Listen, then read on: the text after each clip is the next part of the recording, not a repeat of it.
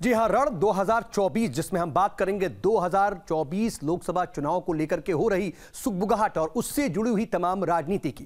दरअसल देश भर में मंदिर और मस्जिद को लेकर के सियासी उठापटक कोई नई बात नहीं है, यह अब भी जारी है। सियासी दल अपने अपने वोटर्स को रिझाने की भी जुगत में लगे हुए हैं और इस बीच ज्ञानवापी को लेकर के भी सुनवाई हो रही है और अब फैसला 3 अगस्त को आएगा।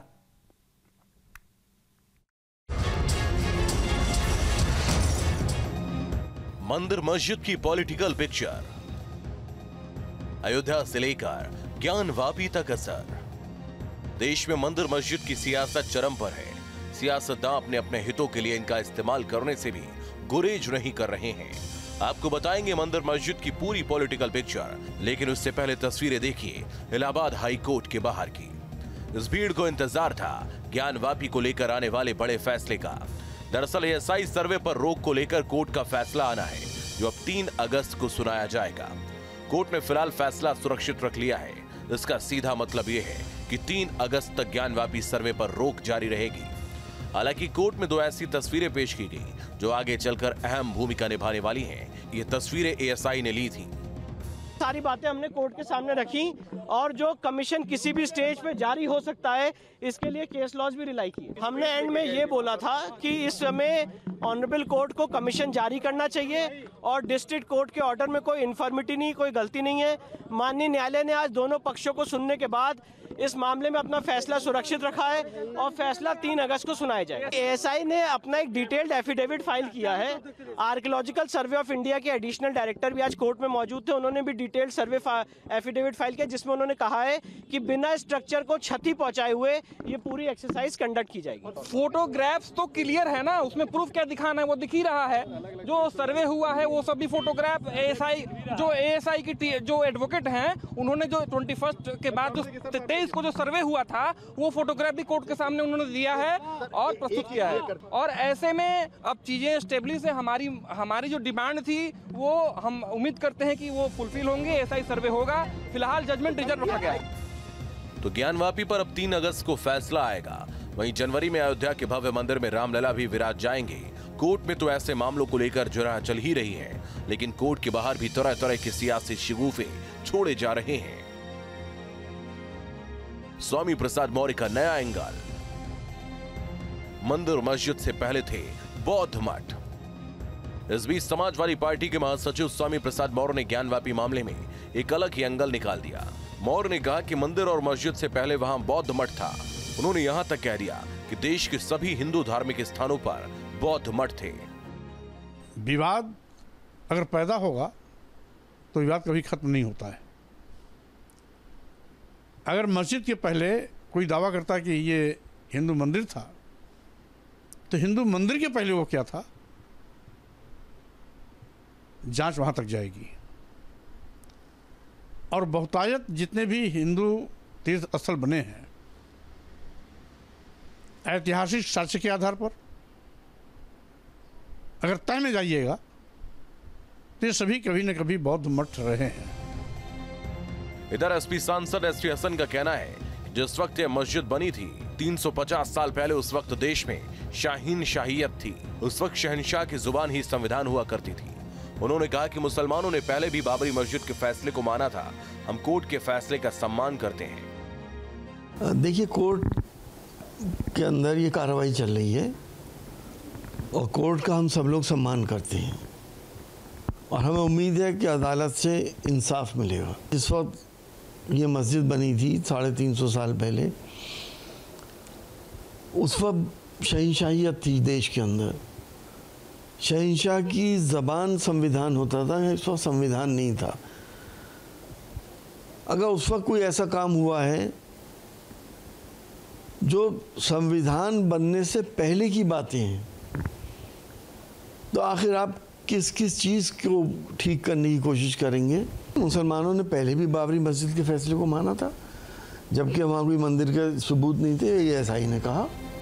वहीं उत्तर प्रदेश में राज्य मंत्री ठाकुर रघुराज सिंह ने कहा कि हिंदू भावनाओं का सम्मान करना चाहिए, क्योंकि 150 करोड़ में 120 करोड़ हिंदू हैं। औरंगजेब ने 4 लाख मंदिरों को तुड़वाकर मस्जिदें बनाई थीं। 4 लाख मस्जिदों को मुक्त करवाकर हिंदुओं को वापस दिया जाए। 150 करोड़ में 120 करोड़ हिंदू हैं, इसलिए औरंगजेब ने 4 लाख मंदिरों को तोड़वाकर मस्जिद बनाई थी। इसलिए मैं तो ये कहूँगा कि पूरे देश के 4 लाख मंदिरों को तत्काल प्रभाव से हमको हिंदू मंदिर बना देना चाहिए। मुगल जो आए आक्रांता थे और आके उन्होंने ये सब चीज़ें स्थापित की, लेकिन अब हमारी लोकशाही में लोकतंत्र है, लोकतंत्र के माध्यम से कोर्ट के माध्यम से सारे मंदिर हमको मिलने चाहिए और देश में दूसरे पक्ष का भी काम है शांति स्थापित करना चाहिए, अन्यथा ठीक नहीं होगा। इस बीच बाबरी मस्जिद के पक्षकार रहे हाजी महबूब ने विवादित बयान देते हुए कहा कि अयोध्या का मामला हो या फिर ज्ञानवापी का, सरकार अदालत को खरीद चुकी है। देखिए, चाहे वो अयोध्या का मसला हो या ज्ञानवापी का मसला हो, ये हुकूमत अदालत को खरीद चुकी है और कुछ नहीं है। हुकूमत से कोई उम्मीद नहीं है क्या फैसला दे दे। बहरहाल मंदिर मस्जिद की जंग के बीच सियासत खूब फल फूल रही है। 24 को लेकर वोटर्स पर असर डालने की कोशिश की जा रही है। तरह तरह के एंगल निकाले जा रहे हैं, जिनका कितना इफेक्ट जनता पर पड़ता है ये जानना भी दिलचस्प होगा। Team news state.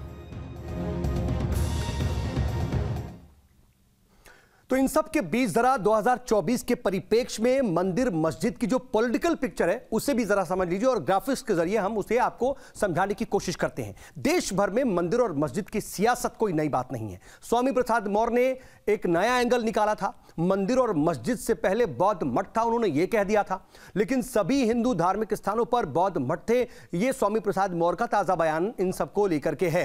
लेकिन इन सब के बीच देखिए, एसपी सांसद एसटी हसन ने भी यह बयान दिया कि 350 साल पहले ज्ञानवापी मस्जिद बन गई थी, लेकिन उस वक्त देश में शहंशाही थी। एसटी हसन ने यह भी कहने की कोशिश की और उन्होंने कहा कि शहंशाह की जुबान ही उस वक्त संविधान हुआ करती थी। लेकिन क्या वो ये मान रहे हैं कि वाकई यहां पर इससे पहले ज्ञानवापी एक मंदिर भी हो सकता था, उसे तोड़ करके मस्जिद बनाया गया? इसके बारे में वो साफ नहीं कहते। लेकिन यह भी उन्होंने कहा कि मुसलमानों ने पहले भी बाबरी मस्जिद का फैसला माना है और हम कोर्ट के फैसले का सम्मान करते हैं। ज्ञानवापी के मामले में वो ये कह रहे हैं। लेकिन इन सब के बीच देखिए, उत्तर प्रदेश के राज्य मंत्री ठाकुर रघुराज सिंह ने एक बयान दे दिया। उन्होंने कहा कि हिंदू भावनाओं का सम्मान करना चाहिए और 150 करोड़ में 120 करोड़ हिंदू हैं और औरंगजेब ने 4 लाख मंदिरों को अपने वक्त में तोड़वाया था और 4 लाख मस्जिदों को मुक्त करवा करके हिंदुओं को दे देना चाहिए। यह बात उनकी तरफ से कही गई।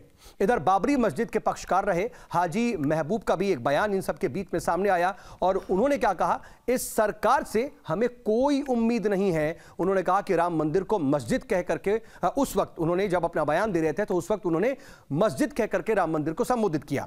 वहीं उन्होंने यह भी कहा कि पीएम आ रहे मस्जिद का उद्घाटन करने के लिए, उसी को लेकर के हिंदुस्तान में बनाएंगे माहौल और इसके साथ साथ ज्ञानवापी पर भी हिंदू भाइयों का वोट समेटेंगे। यह बात उनकी तरफ से कही गई और उन्होंने यह भी कहा कि मंदिर मस्जिद की जंग में सियासत फल फूल रही है। वोटर्स पर असर डालने की एक तरह से सीधे सीधे कोशिश हो रही है और तरह तरह के एंगल निकाले जा रहे हैं। तो यह सियासत के एक तरह से धार्मिक एंगल है और आप समझ रहे हैं कि मंदिर मस्जिद को लेकर के कितनी सियासत हो रही है और यह सब कुछ हो रहा है अब फिलहाल 2024 के लोकसभा चुनाव को लेकर के।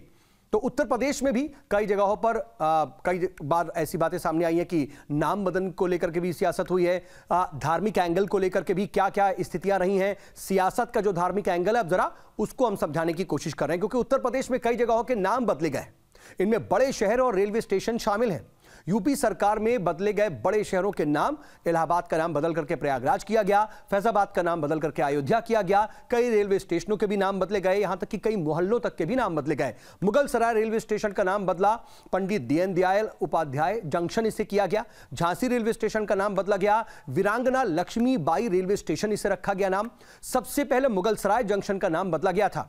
बता दें कि मुगल सराय तहसील का नाम भी बदला गया, पंडित दीनदयाल उपाध्याय इसे बदल करके कर दिया गया। इसके अलावा लखनऊ की कई जगहों का भी नाम बदल दिया गया, जैसे बर्लिंगटन चौराहे का नाम अशोक सिंघल किया गया और सर्वोदय नगर में द्वार का नाम एक तरह से नामकरण किया गया उसका नया और विनायक दामोदर सावरकर द्वार इसे नाम बदल करके कर दिया गया। वहीं सिकंदराबाद चौराहे का भी नाम वीरांगना उदा देवी रखा गया। तो ये कहीं ना कहीं अपने आप में चल रहा है और इन सब के पीछे कहीं ना कहीं वोट पॉलिसी